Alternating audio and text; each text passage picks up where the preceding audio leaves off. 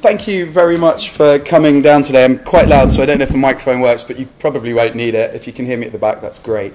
I've given quite a lot of talks over the last few years. I'll explain what global street art is and how we started and how I ended up doing this very strange thing. But I wanted to take that talk from where it's been, which will be the first two-thirds of what I speak about today, which is how street art has changed, how it's potentially a low-cost tool for urban regeneration and lots of things around that, to what the general principles we've seen that street art affects and how it affects how communities coalesce. And is there anything we can kind of extract from that? So the last part of the talk is something I'm actually a lot less confident talking about and haven't talked about in public before. And I'm sure it's got plenty of mistakes, but hopefully in amongst that there's some food for thought.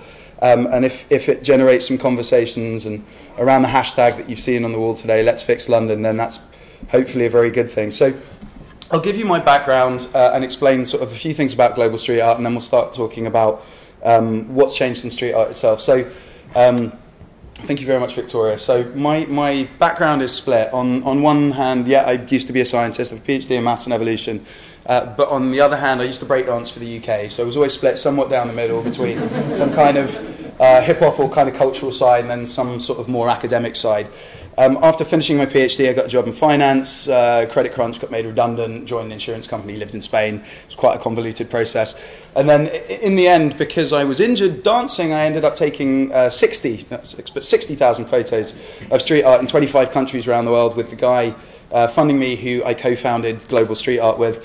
And because I was a completely nerdy scientist and still am, classified all of those 60,000 photos by technique, location, artist, country, quality of the photograph, etc. And it made a really kind of nice database that sits behind our website today. So if you were looking for kind of things or patterns within the data, you can pull out lots of stuff. No points for guessing that that's all smoking monkeys, which you can kind of see in the data. Fast forward, Global Street Art started in 2012. In earnest, and there's about 4 or 5 reasons why folks know us today. We have the largest online street art database, about 90,000 photos, a couple of 100,000 fans on social media. Mostly it's / or at Global Street Art on different things. But the platform, the value of the platform is artists have signed up from 100 countries, and because we've got a big enough fan base, we share their work online through Instagram, etc., and try and drive them new fans. So that's kind of the loosest relationship we have with artists. Then since 2012, because we started without any sense of what a business model would be or how we'd make this thing sustainable, I lived at the bottom of Brick Lane and our office was at the top of Brick Lane. On that bike route to work in the morning, I was jumping off my bike every day and just asking, hey, can we paint your shop? Can we paint, etc., etc.? Can we paint your tired-looking wall? And we passed the 1,000 murals mark about 2 something months ago. So about half of the street art in the Brick Lane area we've had something to do with the organisation, and I kind of call that an important 1%. And a lot of what I'll talk about today is administration, because I haven't painted any of them. So that's the 99.9 whatever % of value that the artists had, but there's a tiny slice where we're part of something and don't mark the wall, so you probably wouldn't know we exist, where we get permission on behalf of artists, and if for a little effort on our side, they can have 8 hours, 10 hours, 2 days, whatever it is, the time they need more easily painting a wall or a space. That reduction in their administrative burden has got quite a nice impact on the city, and that's something that we'll go back to later on in the talk. Today we have an agency. That's what obviously the business became, so we specialise in interiors, hand-painted advertising. That's something we're doing now for Sony using ultraviolet paint across London. I don't want to talk too much about commercially sort of stuff today because there's bigger things to talk about. So just graffiti kind of 101, like extremely simplistic.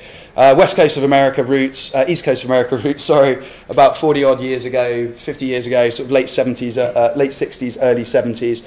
And at the time, a lot of graffiti was, before the internet, a lot of graffiti was on the outside and inside of trains because it would carry your image over other parts of the city. So that function today has largely been replaced with the internet, and strangely, most of the street art we actually see today is probably online. It comes through your news feed, although no one really uses Facebook anymore. Come on, but it comes on Twitter, or you'll see it in blogs or articles. But that's where you digest most of your street art, right? And so several things have happened in the last 50 years with street art and graffiti. Street art sort of somewhat coming out of graffiti.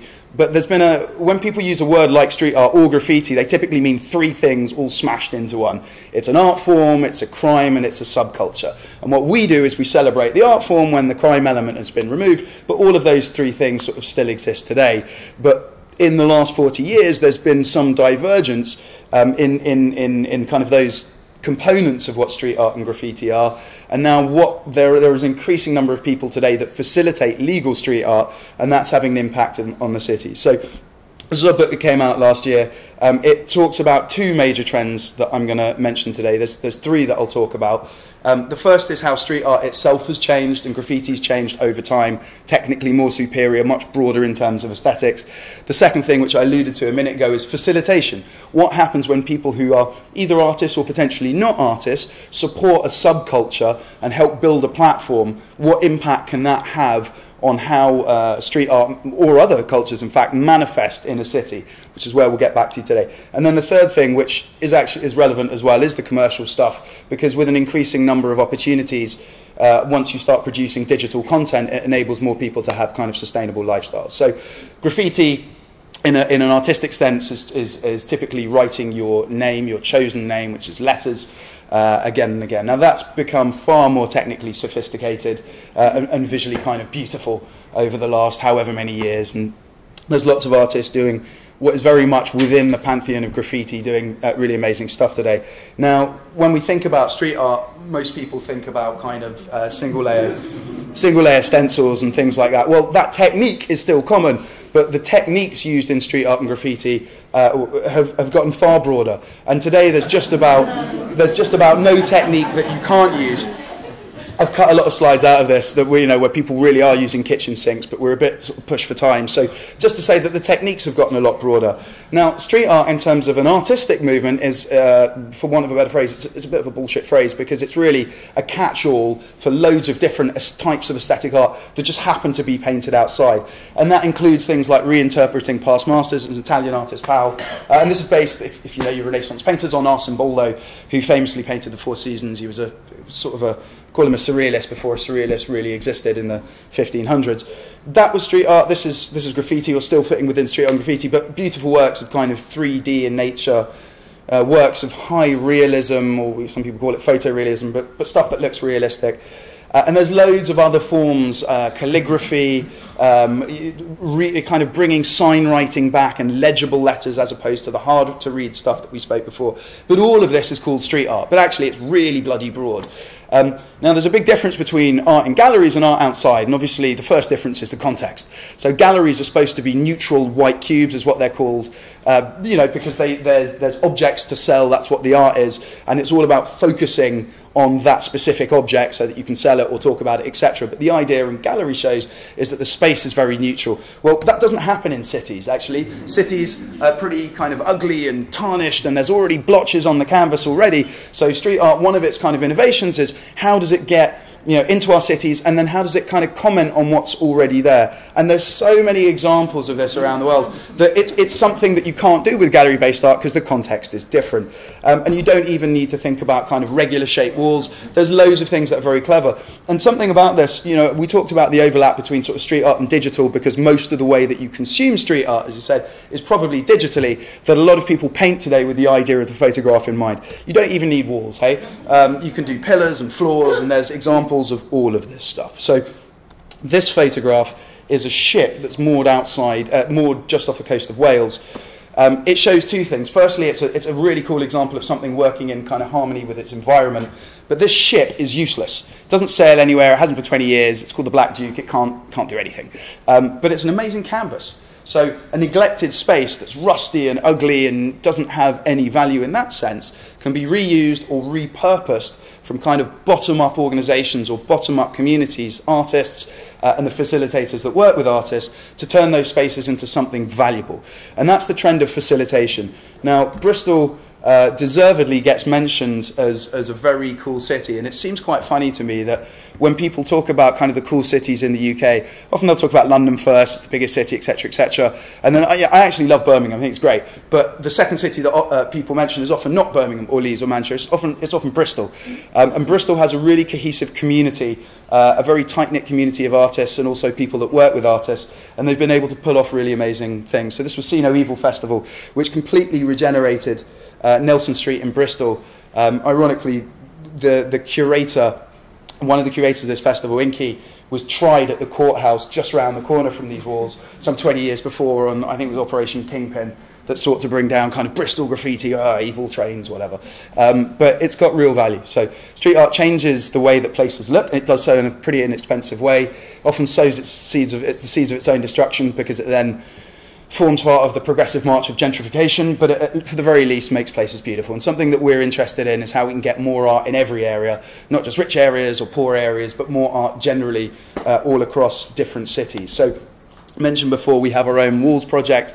That's come up to about 1,000 murals now, just over, since 2012. Some small spaces, some big spaces. And what I'll show you quite soon is one of the things we target now is hoardings, building site hoardings, because those are really obvious spaces for art, potentially while they're there for a couple of years. Now, billboards are an actual blight of our city. Funnily enough, you know, I make a living through advertising. If people ask me, I often don't talk about street art, I'll just say I work in advertising, because it's a lot easier than having to explain all the stuff. This has gone in the talk before, but there's a note on the backboard which is, you know, what would you like to see in London? And there's quite a rude note that says, tube advertising is awful, can we get rid of this?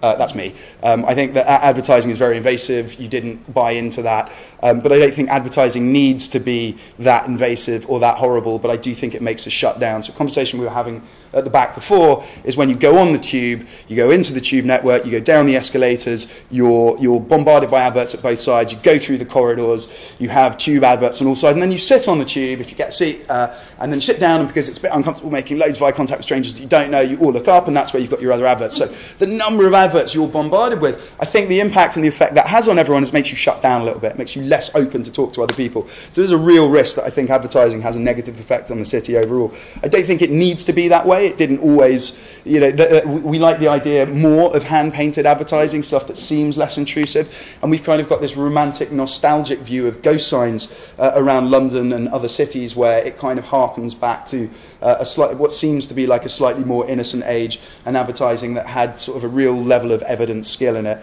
And that's kind of what we've tried to do with some of the advertising that we do today, is bring back that kind of level of skill. And I'm not saying advertising can necessarily enrich the city, but I'm not going to be so cynical to presume all of it can do absolutely nothing at the same time. The penny black stamp, I'm going to take a quick aside. So those are the three main trends, by the way, that have changed street art. What's happened in the art form itself, what's happened in terms of facilitation, people organising festivals. 10 years ago there were none, there's now street art festivals in every city around the world. And then the third thing is the commercial opportunities in advertising. Now in 1840, I think it was 3 or 7, in the 1840s we basically had the first invention of the adhesive postage stamp. And prior to that cheaper postage system in the UK, the way that the prototype of the Royal Mail worked is you'd send a letter and the postman would deliver that letter and try and recover the postage costs from the recipient. Now that was a pretty inefficient system where they had to chase a lot of people, they didn't get paid, and what it meant was the expense of sending a letter was quite high. When you have the prepaid postage stamp, the system eliminates the need to have to spend all that effort recovering postage costs, so the cost of postage goes down dramatically.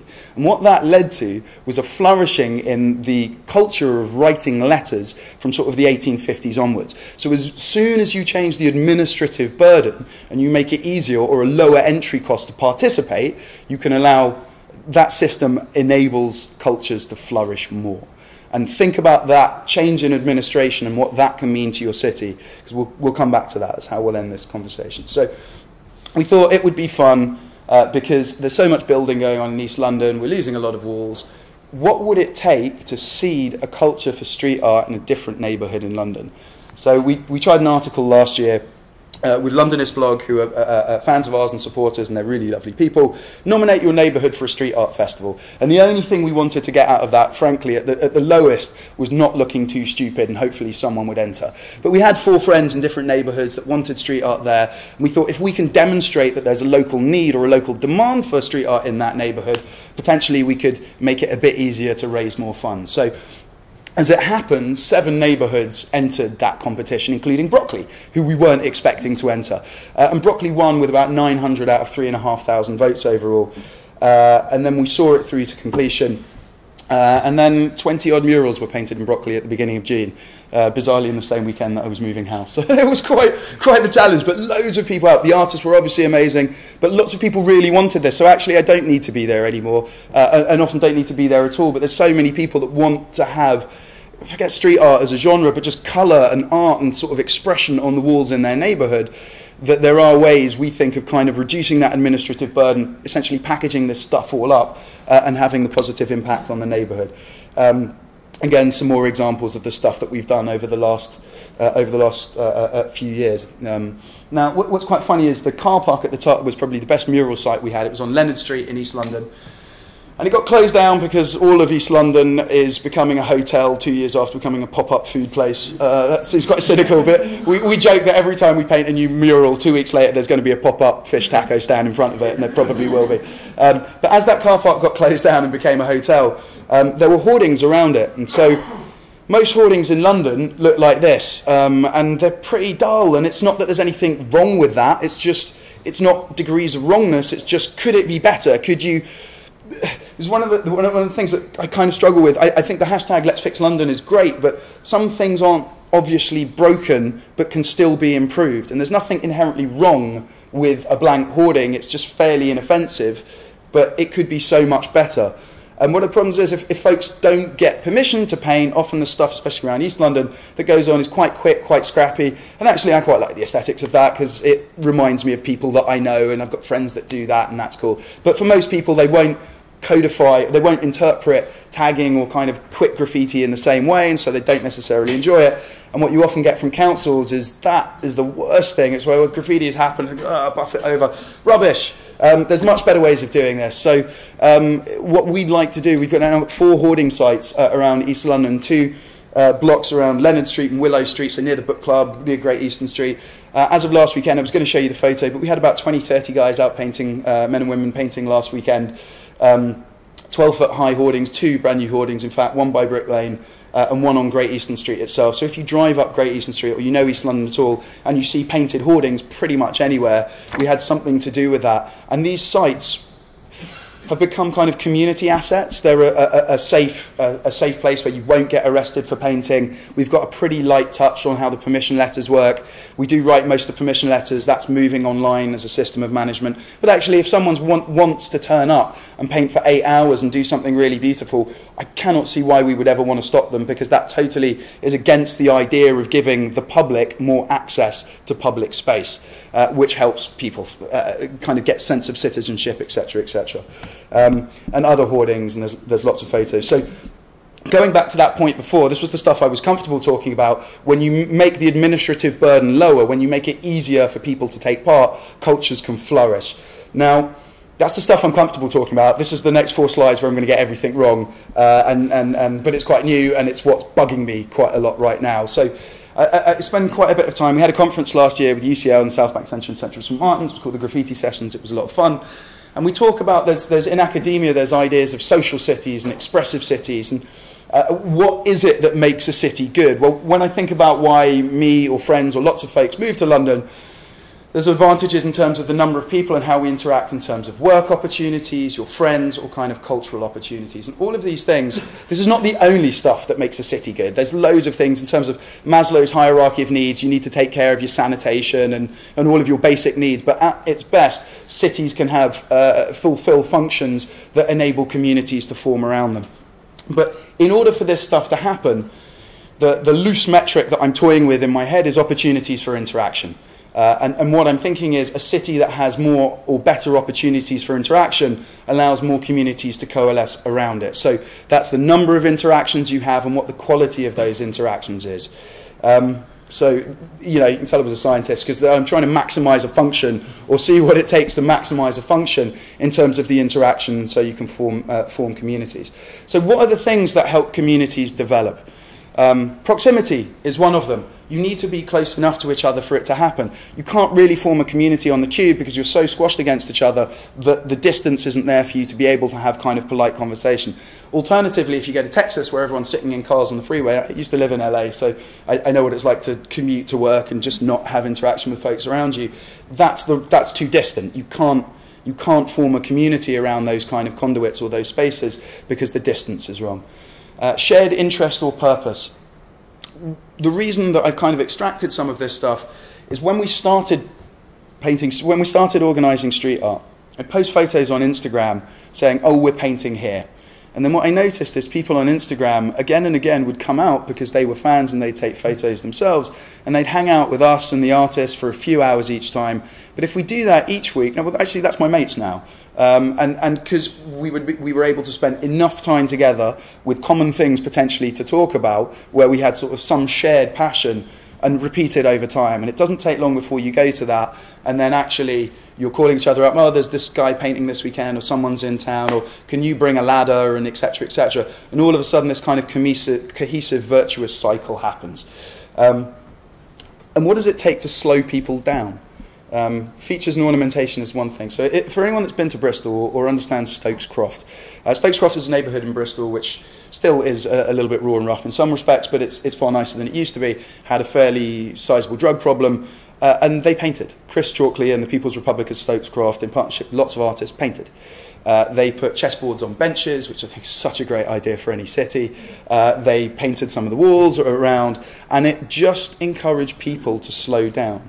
It's a lot easier to say good morning or good afternoon to someone if you're walking it faster than if you're at London speed and you'll go, go, go. And that's one of the things, that ornamentation, literally things to stop and look at, is where we feel some of our role is in terms of the communities that can form around us. And again, it goes back to the number of interactions you can have, the length and quality of those interactions. So, some side points. Who determines how a city looks? Well, traditionally, we think about a city as sort of top-down and somewhat planned. Architects make plans, they build buildings, and those buildings are placed, and they look pretty static for 20, 30 years before, often in terms of London's building lives now, before they're knocked down and something else happens afterwards. Now, that's a dictated aesthetic that you don't feel like you can interact with. It's something that's given to you, and it's something that it seems pretty static, you can't play with it, you can't change it. Well, what sort of opened my eyes is the more we paint, actually the easier it is to change, at least in that context, to change the city just by painting it, and it does have an impact on how people feel. That top-down stuff tends to be bigger things, it tends to be the buildings, etc. And there are some examples, like the chessboards in Central Park in New York, where people have designed spaces with certain functions that allow communities to coalesce around them. That tends to be quite rare. When you look at kind of places like community gardens and allotments and things like that, some of those are dictated spaces, but the effort that goes into the care and maintenance of that, be it street art or guerrilla gardening or retrofitting roofs to have kind of bee gardens and flower gardens, that sort of stuff, they tend to be more local communities. And so what I'm interested in is how do those communities form? And I've got more questions than answers, is what is it that causes those communities or allows those communities to coalesce? Reducing the administrative burden, the proximity they have with each other, the things that cause us to slow down, the number of times we can interact with the same people, the length and quality of those interactions. So, somewhat in conclusion, with all of those questions at the end, we started talking about street art, 3 major changes that have happened in street art: the art form itself, facilitation around it, and advertising, or rather commercial opportunities for people to make a living. And then we've kind of gone through this bit at the end where we've extracted from what we've seen in street art to this notion that actually a community formed around it, what enabled that community to form. And so I'm not leaving you with an answer, I'm going to leave you with a question. If we can increase the impact that the public has on a city, can we support how we interact with each other, and can we have communities form and coalesce more around different topics, be it chessboards, or be it street art, or be it certain gardens, or things that I can't even think about. Now, what's funny is step 1 of that This is an amazing kind of community forum space because the people here want to speak with each other and see people talk about stuff that they're interested in. That's partly attitude and interaction, and that's something that is actually quite trivial to change. I was having a conversation with a lady before who came from Liverpool, and in Liverpool you walk past each other and say good morning, but in London smiling is a sign of weakness, so you, so you don't tend to do that so much. Oh, I'm weak, I'm smiling. So you don't tend to do that so much, but actually wanting that community and that cohesion and trying to find sites for that is the first part of how you do it. So here's the challenge for you guys, and it's the hashtag, and this is not my idea, and I take no credit for it, and I think Victoria should take every credit for that one, with Marie as well. But the idea that if you can identify not so much problems or things that need fixing per se, but things that could be that much better around potentially neglected physical spaces, you start with a hashtag or a conversation, can you enable a community to coalesce around it and then improve that city? So yeah, that's pretty much everything, so thank you.